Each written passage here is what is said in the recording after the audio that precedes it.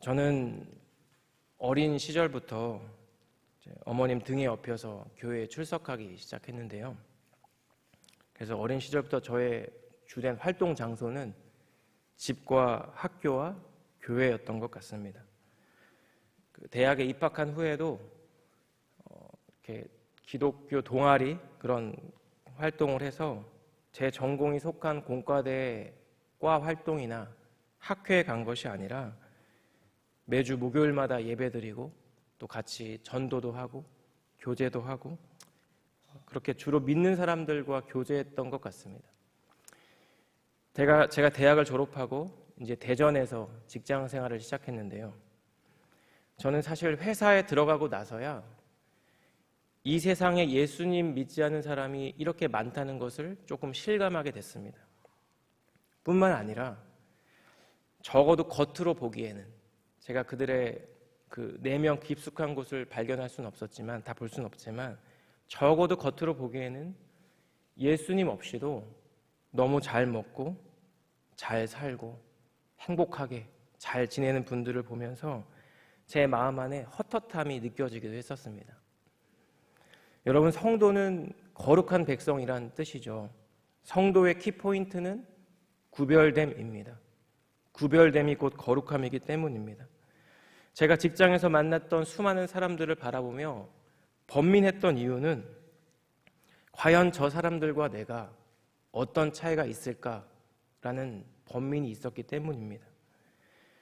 식기도를 하고 회식 때 술을 마시지 않는 것 외에는 때로 내가 그들이 걱정하는 것을 나도 걱정하고 그들이 바라는 것을 나도 바라고 있는 저의 모습을 발견했기 때문입니다.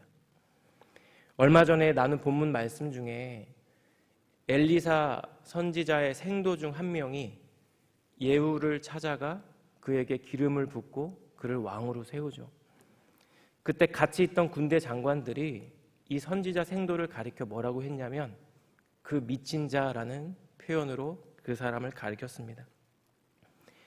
북이스라엘의 장관들이 볼 때 이 선지자 생도가 뭔가 옷차림새나 말투나 무언가 어색해 보였기 때문이겠죠. 여러분, 예후를 찾아온 이 청년을 가리켜서 미친 자라고 했던 이 북이스라엘의 군대 장관들의 시각이 어쩌면 어떤 면에서 오늘날 이 세상을 거룩한 자로 구별되어 성도로 살아가는 우리를 바라보는 세상의 시각이어야 하지 않을까? 그런 생각이 들었습니다. 왜냐하면 여러분, 우리는 같은 공간을 살아가고 있지만 다른 시각으로 이 세상을 바라보고 다른 것에 가치를 두고 다른 것에 소망을 두고 다른 것을 추구하며 살아가는 자들이기 때문입니다. 오늘 우리가 함께 읽은 이 본문의 말씀 좀 길었죠. 아합 가문을 숙청하고 이제 북이스라엘의 종교 개혁을 단행하는 예후의 모습을 주목해서 열왕기서의 저자가 서술하고 있습니다.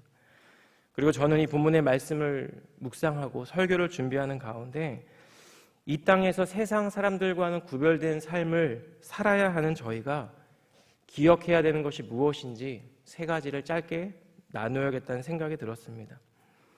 이 아침에 함께 말씀을 나누고 또 말씀을 대할 때 이와 관련된 주님의 뜻과 마음을 우리가 좀 다시 한번 생각해보고 또 오늘 하루 주어진 삶의 자리를 주님의 뜻과 마음을 기억하며 사시는 저와 여러분이 되시기를 주님의 이름으로 축복합니다. 첫 번째로 반복적인 주제인데요. 우상 숭배의 죄악은 하나님의 심판을 피할 수 없다는 사실입니다. 어제 본문이었죠. 아합은 사마리아 성 지도자들을 회유해서 아합의 왕자들 70명을 처단하고 아합의 집에 남아있는 모든 자를 죽였다라고 성경이 기록되어 있습니다. 그리고 오늘 본문에서 사마리아로 이동하는데 예후가 어떤 사람들을 만나게 되죠. 13절을 보면 남유다 왕 아하시아의 형제들이라고 소개됩니다. 여러분, 이들은 자신들이 아하시아의 형제이며 지금 북이스라엘의 왕자들과 태후의 아들들에게 문안 드리러 가는 길이라고 소개합니다. 여러분, 이 아하시아의 형제들이 현재 어떠한 상황인지 알고 있었는지를 파악하는 것이 사실 어렵습니다. 아합과 이세벨의 죽음은 알고 있었지만 이 사람을 죽인 당사자가 바로 자기들 앞에 있는 사람인지는 몰랐다고 생각할 수도 있고요. 어떤 상황도 모르고 그냥 평소처럼 문안하러 인사하러 가는 길이라고 생각할 수도 있습니다. 공통적인 것은 현재 상황을 알지 못하고 길 위에서 예후를 만나게 되었다는 것입니다. 여러분, 예후가 어떻게 했을까요? 그들을 잡아 죽이라고 명령하죠.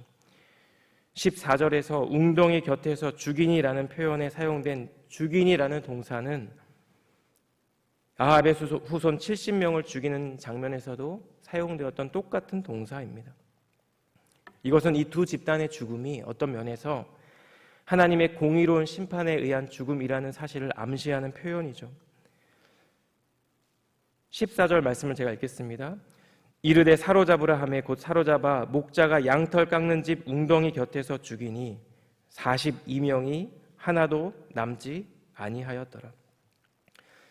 이 14절에서 저희가 주목해야 하는 표현이 있습니다. 열왕기서의 저자는 예후에게 죽임당한 자들의 숫자가 정확히 42명이라고 언급합니다. 여러분, 이것은 엘리사를 조롱하다가 죽임당한 자들의 숫자와 동일하죠. 열왕기하 2장에는 엘리야의 승천 이후에 본격적으로 사역을 담당하는 엘리사의 모습이 등장합니다. 2장 23절을 보시면 엘리사가 베델로 올라가는데 어떤 무리들이, 여기서는 작은 아이들이라고 나오죠. 성읍에서 올라와 그를 이렇게 부릅니다. 대머리여 올라가라. 대머리여 올라가라. 그리고 이어지는 24절을 보시면 엘리사가 그들을 저주하고 숲속에서 암곰 2마리가 나와서 그들을 찢어 죽이죠. 여러분, 이 장면을 어떻게 해석해야 할까요? 어떤 분들은 욥기에 나오는 하나님을 이해하지 못하는 것처럼 하나님이 도대체 어떻게 이럴 수 있냐고 따지기도 하십니다. 그런데 여러분, 하나님은 결코 철 모르는 앞뒤 좌우 구분을 못하는 아주 어린 아이들의 사소한 장난을 이렇게 죽음으로 심판하시는 분이 결코 아니라는 것입니다. 여러분, 여기서 작은 아이로 번역된 히브리어는 이제 막 태어난 갓난 아이부터 청장년에 이르기까지 아주 광범위하게 사용되는 단어입니다. 어떤 무리가 성읍에서 집단을 이루어 나와서 엘리사 선지자를 조롱하는 것이 그저 철없는 어린 아이들의 조롱과 장난이 아닐 수 있다는 것입니다. 여러분, 이러한 행위가 단순한 장난이나 조롱이 아닌 첫 번째 이유는 그들이 베델에서 나왔다는 사실입니다.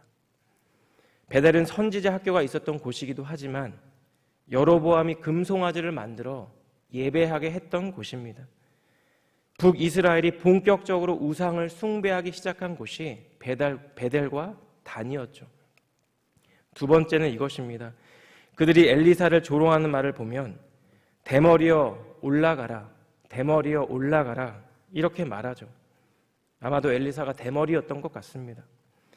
여러분, 대머리로 추측되는 엘리사가 이 말에 빈정이 상해서 저 아이들을, 저 젊은 사람들을 저주한 것일까요? 열왕기하 1장 8절을 보시면 엘리야를 만났던 어떤 사람들이 아하시야 왕에게 엘리야를 이렇게 묘사합니다. 그들이 그에게 대답하되 그는 털이 많은 사람인데 허리에 가죽띠를 띠었더이다 하니 왕이 이르되 그는 디셉 사람 엘리야로다. 즉, 이 젊은 사람들의 이 말은 뭐냐면 당신의 스승인 엘리야는 털이 많은 사람인데 당신은 보니 대머리이네요. 당신이 대머리인 것을 보니 과연 당신이 엘리야의 계승자인지 잘 모르겠다는 것이죠. 그래서 대머리여 올라가라, 대머리여 올라가라, 엘리야처럼 한번 올라가 보라는 것입니다. 엘리야처럼 올라가면 내가 믿어주겠다. 여러분, 이것은 마치 마태복음 27장에서 십자가에 못 박히신 예수님을 바라보며 지나가던 자들이 했던 말입니다. 지나가는 자들이 자기 머리를 흔들며 예수를 모욕하여 이르되 성전을 헐고 사흘에 짓는 자여 내가 만일 하나님의 아들이어든 자기를 구원하고 십자가에서 내려오라 하며. 여러분, 따라서 이 일단의 무리들이 엘리사에게 행한 것은 결코 단순한 놀림이나 단순한 장난이 아니라는 것입니다. 아마도 이들은 우상 숭배의 영향으로 하나님을 경외하지 않는 사람들입니다. 하나님을 경외하지 않으니까 하나님의 선지자도 우습게 보이는 것입니다. 그래서 엘리사를 조롱하고 있는 것이죠. 여러분, 엘리사를 조롱하는 것은 그가 하고자 하는 선지자의 사역을 방해하는 행위입니다. 하나님을 경홀히 여기는 태도라는 것이죠. 그래서 그들은 엘리사의 저주를 받아 그들 중 42명이 암곰에게 찢겨 죽게 되었습니다. 여러분, 오늘 본문에 등장한 42명의 아하시아의 형제들 역시 아마도 유다 왕조의 시집온 아달랴로 인해 우상 숭배에 빠져 있었던 자들로 추측됩니다. 열왕기사의 저자가 정확하게 일치한 숫자를 굳이 기록하여 전달하고 있는 것은 이것들 역시 어떤 우연이 아니라 예후의 폭력적인 성향과 기질에 의한 것이 아니라 하나님의 섭리 안에서 진행된 하나님의 공의로운 심판의 결과라는 사실을 우리에게 전달하고 있다라는 것입니다. 여러분, 이것은 결국 이 땅에서 우상을 숭배하는 자들, 자기 자신이 주인 되어 살아가는 자들의 결국이 무엇인지를 우리에게 분명히 보여줍니다. 그 길은 멸망의 길이고 패망의 길이라는 것이죠. 여러분, 그렇다면 이렇게 하나님의 부르심 앞에서 하나님만을 섬기는 참된 성도의 삶을 우리는 어떻게 살 수 있을까요? 오늘 본문의 두 번째 이야기가 다루고 있는 주제가 바로 이 주제입니다. 우리 안에 하나님의 열심이 회복될 때 우리는 우상을 멀리하고 참된 성도의 삶을 살아갈 수 있다라는 것입니다. 여러분, 아하시아의 형제들을 처단한 예후가 또 누군가를 만나죠. 15절을 제가 읽겠습니다. 예후가 거기에서 떠나가다가 자기를 맞이하러 오는 레갑의 아들 여호나답을 만난지라. 여러분, 레갑 족속 혹시 기억하시나요? 모세의 장인인 호밥이 속한 겐 족속의 후예로 한맛의 아들입니다. 그런데 이 레갑 족속에 대한 아주 특별한 기록이 예레미야 35장에 이렇게 기록되어 있습니다. 조금 긴데요. 제가 금방 읽겠습니다. 6절입니다. 그들이 이르되 우리는 포도주를 마시지 아니하겠노라. 레갑의 아들 우리 선조 요나답이 우리에게 명령하여 이르기를 너희와 너희 자손은 영원히 포도주를 마시지 말며 너희가 집도 짓지 말며 파종도 하지 말며 포도원을 소유하지도 말고 너희는 평생 동안 장막에 살아라. 그리하면 너희가 머물러 사는 땅에서 너희 생명이 길리라 하였으므로 우리가 레갑의 아들 우리 선조 요나답이 우리에게 명령한 모든 말을 순종하여 우리와 우리 아내와 자녀가 평생 동안 포도주를 마시지 아니하며 살집도 짓지 아니하며 포도원이나 밭이나 종자도 가지지 아니하고 장막에 살면서 우리 선조 요나답이 우리에게 명령한 대로 다 지켜 행하였노라. 여러분, 이 장면은 어떤 장면이냐면 이러한 레갑인들이 자기 조상들의 명령에 충실히 이행하는 신실한 모습을 강조하며 예레미야가 당시 하나님 말씀에 순종하지 않고 살아가던 남유다 백성들을 책망하고 그들에게 모범으로 제시하는 장면이 바로 이 장면입니다. 여러분, 이스라엘 백성은 이집트에서 400년을 보냈죠. 요셉이 총리로 있었던 초기를 제외하고는 아마도 쉽지 않은 세월을 살았을 것입니다. 출애굽 후에는 40년 동안 광야에서 유목민으로 살았습니다. 이게 무슨 뜻이냐 하면 수백 년 동안 자기 소유의 땅이 없었다는 것입니다. 그리고 마침내 가나안 정복 전쟁이 끝나고 가나안 땅이 그들에게 놓여져 있습니다. 이제는 누구나 제비 뽑은 땅에서 조상으로부터 물려받은 그 땅에서 농사를 지을 수 있고 안정적으로 살 수 있습니다.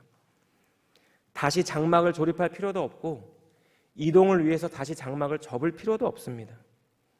그런데 여러분, 언제부터인가 이 땅에 바알을 숭배하는 우상 숭배가 들어옵니다. 바알을 숭배했더니 곡식과 소출이 더 많이 나오는 것입니다. 이전보다 더 좋은 품질의 포도주가 나오는 것 같은 것입니다. 비도 우리가 원하는 때에 아주 적당히 잘 내리는 것처럼 느껴지는 것입니다. 그리고 실제로 그럴 수도 있겠죠. 그런데 여러분, 바알을 섬기며 모두가 해피하고 모두가 풍요로운 이 시대를 누리고 있을 때 바알 숭배를 거절하고 힘들고 고단한 유목 생활을 선택한 사람들이 있었습니다. 바로 레갑의 자손입니다. 여러분, 아마 이 사람들은 북이스라엘 사람들에게 손가락질을 받으며 살았을 것 같습니다. 어리석은 사람, 저 멍청한 사람들, 시대에 뒤떨어진 사람들이라는 비판을 받았겠죠. 여러분, 그들이 이렇게 우상을 숭배하는, 우상이 일반적인 이 시대에 그 시대의 세상과 구별되어 살아간 이유가 무엇일까요? 그들이 행한 모든 것들을 레갑의 아들, 그들의 선조 요나답이 그들에게 명령했기 때문입니다. 여러분, 이 요나답이 바로 오늘 본문에 등장하는 여호나답입니다. 자신의 후손 레갑 족속으로 하여금 조상 대대로 신실한 신앙을 지켜나가도록 할 수 있었던 것은 오늘 본문의 여호나답의 삶이 어떠했는지 우리에게 전달할 수 있습니다. 여러분, 따라서 예후에게 있어서 여호나답과의 만남은 굉장히 중요한 의미를 갖는 만남입니다. 예후가 행하고 있었던 것이 어떤 정치적인 반역과 숙청을 넘어서 종교 개혁으로 그 성격이 변화되는 계기를 마련하기 때문입니다. 예후와 여호나답이 서로의 마음을 확인하죠. 그리고 예후가 여호나답에게 이렇게 말합니다. 16절과 17절 말씀 우리 함께 읽겠습니다. 오늘 본문 16절입니다. 시작. 이르되 나와 함께 가서 여호와를 위한 나의 열심을 보라 하고 이에 자기 병거에 태우고 사마리아에 이르러 거기에 남아있는 바 아합에게 속한 자들을 죽여 진멸하였으니 여호와께서 엘리야에게 이르신 말씀과 같이 되었더라. 여호와를 위한 나의 열심을 보라. 여러분, 얼마나 멋있는 말인가요? 그렇죠? 여러분, 여기서 열심이라고 멋있게 번역된 단어는 사실은 투기, 질투, 분노를 뜻하는 단어입니다. 우상 숭배에 빠져있는 이스라엘 백성들을 향한 하나님의 투기, 하나님의 분노, 하나님의 질투를 표현할 때 사용됐던 단어가 바로 이 단어입니다. 여호와를 위한 나의 열심, 이것은 여호와를 향한 예후의 질투를 의미합니다. 이것은 이제 예후가 내가 이제 여호와를 대신하여 우상 숭배에 빠진 이스라엘 백성을 질투하고 그들에게 분노하며 그들을 다스릴 것을 결단하는 말인 것입니다. 북이스라엘의 종교 개혁을 단행하고 이를 통해 이스라엘 백성이 여호와께로 돌아오게 하겠다라는 이 예후의 고백인 것이죠. 여러분, 우리 안에 회복되어야 하는 것이 바로 이 여호와의 열심인 줄 믿습니다. 이 세상의 죄악과 패역함을 바라보며 저게 세상이지라고 생각하는 것이 아니라 그 세상을 향한 주님의 투기와 주님의 질투와 주님의 열심이 우리 안에 회복되어야 한다는 것입니다. 하나님의 나라를 구하는 마음, 하나님의 의를 구하는 마음, 그 의에 줄이고 목마른 마음이 우리 안에, 제 안에 회복되어야 한다는 것입니다. 그런데 여러분, 여호와를 위한 나의 열심을 보라, 이렇게 선포한 예후의 이후의 삶을 보시면 그는 실제로 종교개혁을 단행합니다. 바알을 섬기는 자들을 찾아서 모두 그들을 처단합니다. 우상 숭배에 대한 여호와의 질투와 분노를 실제로 나타냅니다. 그런데 열왕기하 10장 30절, 오늘 본문의 바로 다음 절을 보시면 열왕기서의 저자가 예후를 이렇게 평가하는데요. 그러나 예후가 30절 말씀을 없죠. 어떤 뜻이냐면 예후가 하나님 보기에 정직한 일을 행했고 하나님 마음에 있는 대로 아합에 행했다라고 평가하고 있는 것입니다. 그래서 예후의 자손이 4대 동안 북이스라엘의 왕이 될 것이라고 말씀해 주십니다. 그런데 이어지는 31절이 이렇습니다. 그러나 예후가 전심으로 이스라엘 하나님 여호와의 율법을 지켜 행하지 아니하며 여로보암이 이스라엘에게 범하게 한 그 죄에서 떠나지 아니하였더라.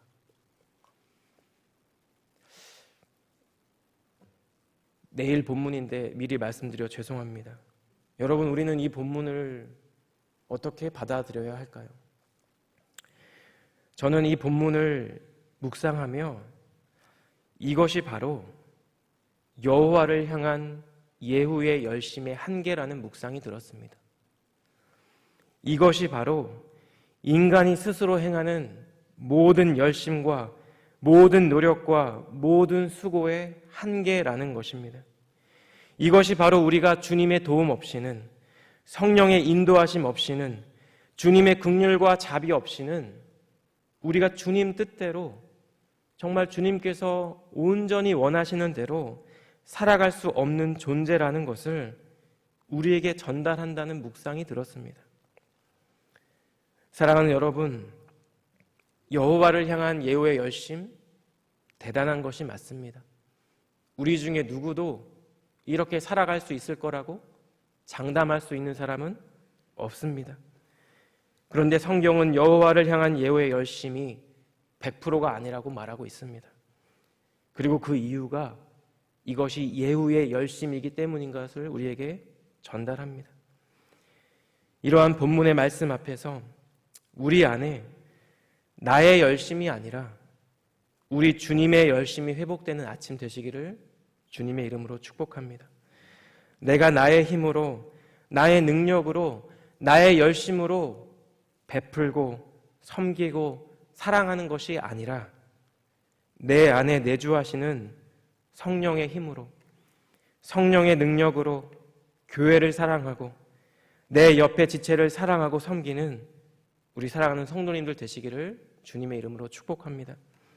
그래서 우리 안에 있는 여호와의 열심으로 이 레갑 자손의 후손들과 같이 하나님 말씀에 온전히 순종하는 우리 사랑하는 성도님들 되시기를 예수님 이름으로 축복합니다. 아멘. 마지막 세 번째로 우리는 그렇다면 이 길을 어떻게 걸어가야 할까요? 함께 걸어가야 한다는 것입니다. 예후는 엘리사가 보낸 선지자 생도에게 왕으로 세움을 받고 하나님의 사명을 받은 후에 정말 열심히 달려왔습니다. 북이스라엘 왕을 죽였고요, 남유다 왕을 죽였고 이세벨을 죽였고 아합 가문의 모든 자손들을 죽였습니다. 이제 무엇이 남았을까요? 종교개혁이 남았습니다. 오늘 본문 18절과 19절입니다. 예후가 뭇 백성을 모으고 그들에게 이르되 아합은 바알을 조금 섬겼으나 예후는 많이 섬기리라. 그러므로 내가 이제 큰 제사를 바알에게 드리고자 하노니 바알의 모든 선지자와 모든 섬기는 자와 모든 제사장들은 한 사람도 빠뜨리지 말고 불러 내게로 나오게 하라. 모든 오지 아니하는 자는 살려두지 아니하리라 하니 이는 예후가 바알 섬기는 자를 멸하려 하여 계책을 씁니다. 여러분은 북이스라엘 전역에 예후의 이 무시무시한 내용이 공포가 되었겠죠. 본문 21절 말씀을 보시면 바알을 섬기는 모든 자들이 신당에 들어가서 제사 드릴 준비를 하고 있다라고 전달합니다. 예후는 이들에게 예복을 입혀서 누가 바알 숭배자인지 아닌지를 구분하라고 하죠. 그리고 24절을 보시면 바알의 신당 주변에 80명을 세워 이들을 죽이라고 엄히 명령합니다. 모든 사람을 죽이고 모든 목상들을 불태워 버리죠. 그런데 저는 이 긴 본문의 말씀을 묵상하는 가운데 오늘 본문 23절 말씀이 제 눈에 주목이 되었습니다. 23절이 이렇습니다. 예후가 레갑의 아들 여호나답과 더불어 바알의 신당에 들어가서 바알을 섬기는 자들에게 이르되 너희는 살펴보아 바알을 섬기는 자들만 여기 있게 하고 여호와의 종은 하나도 여기 너희 중에 있지 못하게 하라 하고. 여러분, 예후의 이 말이 바알에게 예배하러 온 자들 가운데 하나님을 믿는 자들이 실제로 섞여 있었다는 것을 의미하는 것은 아닙니다. 하지만 예후의 이 말은 무슨 뜻이냐면, 이 시대에도 영적으로 어둡고 온 나라가 우상을 숭배하는 이 시대에도 여호와의 종이 존재했었다는 것을 암시한다는 것입니다. 어두운 이 시대에도 여호와 신앙을 지키며 살아가는 자들이 있었다라는 것입니다. 레갑의 후손이 있었고요, 여호나답이 있었습니다. 여호나답의 명령을 신실하게 지키며 살아가는 그의 후손들도 있었을 것입니다. 엘리사의 제자들이 있었고 여전히 여호와 신앙을 붙들고 살아가는 하나님의 백성들이 있었다라는 것입니다. 여러분, 그렇다면 영적으로 어두운 이 세대에 바알에게 절하지 않고 우상을 숭배하지 않고 하나님만을 믿으며 살아가는 이분들의 삶의 자리는 어땠을까요? 여러분, 이들은 아합 왕조와 권력자들과 백성들의 조롱을 받았을 것입니다. 어리석은 자라는 소리를 들었을 것입니다.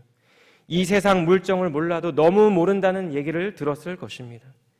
여러분, 바알을 섬기는 자들은 자신들이 섬기는 바알이 영원할 것이라고 생각했을 것입니다. 왜일까요? 자신을 다스리는 왕도 섬깁니다. 왕족도 섬깁니다. 권세자들도 섬깁니다. 온 나라가 국경일을 지키듯 바알을 섬깁니다. 바알을 예배합니다. 바알을 섬기는 것이 대세였고 바알을 섬기는 것이 상식이던 시대였습니다. 여호와의 이름을 부르는 것은 마이너였고 누가 봐도 어리석게 보이는 이런 시대를 이들이 살고 있었다라는 것입니다. 그런데 여러분, 하나님의 때가 되자 바알을 섬기는 모든 자들이 죽임을 당했습니다. 왕도 죽임을 당했고요, 왕의 형제도 죽임을 당했습니다. 태후도 죽임을 당했습니다. 바알을 섬기기 위해 모여든 모든 자들도 심판을 받았습니다. 우상을 숭배하는 자들이 하나님의 심판을 받게 되었던 것입니다. 사랑하는 여러분, 이 심판의 때가 이를 때까지 북이스라엘에서 여호와 신앙을 지키며 살았던 사람들은 참 힘들고 참 고되고 참 어려웠을 것 같습니다. 이 세상에서 하나님 백성으로 구별된 삶을 사는 것은 쉬운 일이 아니기 때문입니다. 그 길은 고된 일이고 때로는 아무도 알아주지 않는 길입니다. 여러분, 그런데 오늘 이 본문의 말씀은 이 세상을 따르지 않는 그 길을 걸어갈 때 분명히 함께 걸어갈 자들이 있다고 우리에게 말씀하고 있습니다. 엘리야 시대에 바알에게 무릎 꿇지 않은 7천 명이 있었습니다. 예레미야 시대에 요나답의 명령에 따라 집도 포도원도 소유하지 않고 유목민으로 믿음을 지키며 살았던 레갑의 후손들이 있었습니다. 북이스라엘 이 타락한 땅에서 우상 숭배에 빠지지 않고 여호와 신앙을 지키며 살았던 일부 백성들이 있었습니다. 여러분, 그리고 오늘날 만몬 신이 지배하는 이 시대에 하나님만을 섬기기 원하는 우리 사랑하는 성도님들도 계신 줄 믿습니다. 우리 안에 우리 주님이 부어주시는 여호와의 열심으로 주님의 마음과 뜻을 따라 함께 서로가 서로를 격려하고 위로하며 그 길을 걸어가는 우리 교회 되시기를 주님의 이름으로 축복합니다. 하나님의 백성다운 삶이 때로는 고단하고 때로는 힘겹고 때로는 외로운 삶의 자리일지라도 마지막 때 우리 주님이 영광 받으실 때 함께 그 영광을 받아 누리는 그런 은혜와 축복이 우리 사랑하는 성도님들 가운데 임하게 되시기를 주님의 이름으로 축복합니다.